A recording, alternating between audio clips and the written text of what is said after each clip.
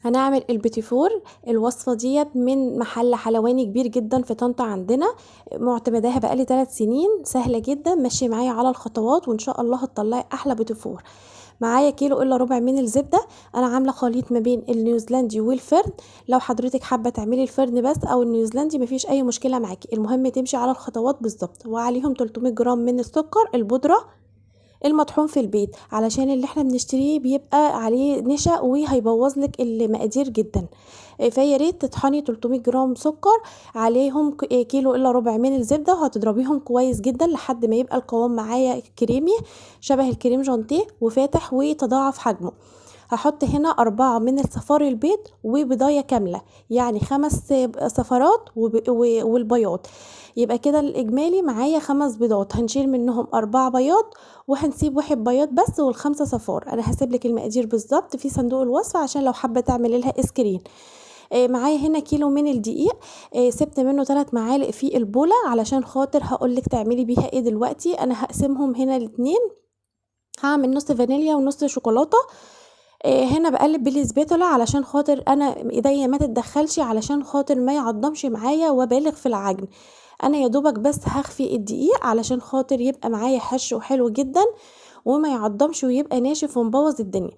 هحط هنا نص الخليط على 3 معالق دقيق، وهحط 3 معالق كاكاو على الجزء التاني. هقلب الخليط بالسباتولا برضو.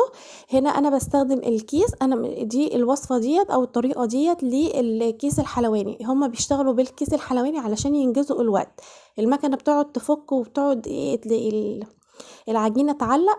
الطريقه دي حلوه جدا ومضمونه ان شاء الله 100%، ماشي على الخطوات ان شاء الله هتطلعيه احلى وهتنافسي بيه اكبر المحلات. انا قلبت هنا. هجيب بقى القمع، انا بستخدم اصغر قمع اللي هو المشرشر، هوريهولكوا اهوت. بيبقى مكتوب عليه كده 2/7. وهحط في الكيس الحلواني، انا جايبه الكيس دوت حلو جدا قماش وجوه بلاستيك وبيتغسل وبيبقى زي الفل. باعمل هنا اشكالات، بتنزلي روزيتات كده او بتجيبيها بالجنب او بالطول، بتشكلي كل الاشكالات اللي انت عايزاها.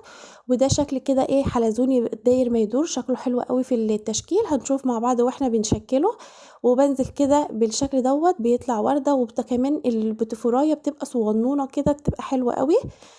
يا دوبك كده على البق على طول، عشان ما تفرفتش ولا تنزل. هو اصلا الطريقه دي حلوه جدا، اللي بتفور بيبقى دايب كده ولا فيه قرمشه ولا اي حاجه. بياض البيض اللي هي البيضه اللي احنا حطيناها الواحده بتظبط معايا القوام جدا، ما بتخليهوش اللي هو يعني مش عارفه تتحكمي فيه، لا بتظبط القوام جدا، بيبقى تحفه قوي.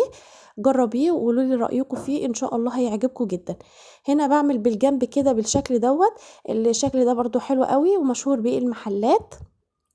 الكيس ما بياخدش معايا وقت، الكيس بيخلص على طول.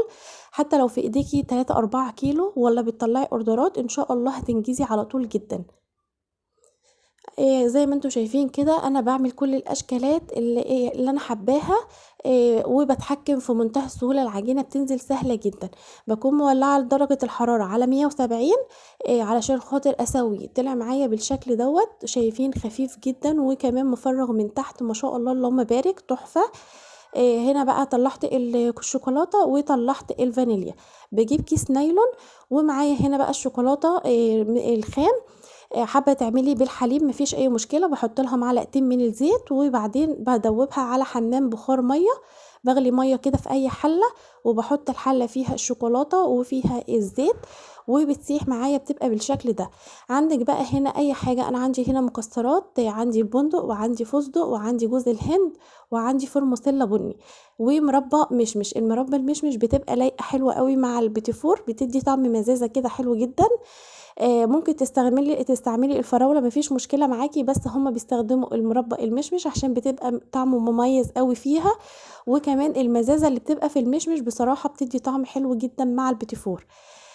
تاني حاجة بقى انا نسيت اقولها لكم، ان انا حاطه فانيليا على صفار البيض طبعا علشان خاطر ريحة الزفارة اهم حاجة. الحاجة تكون ناشفة معاكي علشان خاطر ما تلقطش معاكي ريحة زفارة نهائي. كل ما الحاجة بقت معاكي ناشفة كل ان شاء الله ما تطلعي ما فيهوش اي ريحة زفارة. هنا بقى بعمل اشكالات من الجوز الهند والفرماسيلا والفستق والبندق وجزء والساده الشوكولاته الساده، وبحطهم على الكيس النايلون بالشكل دوت. حابه تحطيهم على صينيه وتدخليهم التلاجة يشدوا معاكي على طول، مفيش اي مشكله معاكي. انا طلعت هنا كان مطلوب مني اوردرات انصاص، وبصوا شايفين الفراغات اللهم بارك تحفه جدا، تسويته ما شاء الله، علشان احنا ماشيين المقادير صح وماشيين الطريقه مظبوطه. هنا بعمل برضو الابيض بنفس الطريقه، وبعمل الشوكولاته، وكله اهو زي ما انتم شايفين تحفه جدا. طلعت الكيلو بكام؟ طلعت الكيلو ب150 جنيه. وزي ما انتم شايفينه بالشكل ده كده بالمكسرات. انا مش عارفه، انا ما حسبتش كويس ومش عارفه مكسبه حلو ولا لا. هو انا طلعته كده زي ما انا ما قلت لكم، انا اول مره اعمل شغل نواعم، وشكلها تبقى اخر سنه لانه متعب جدا. شايفين بقى العلبه هنا نص كيلو. لو وصلتي معايا للفيديو للنهايه يا ريت تسيبي لي لايك وكومنت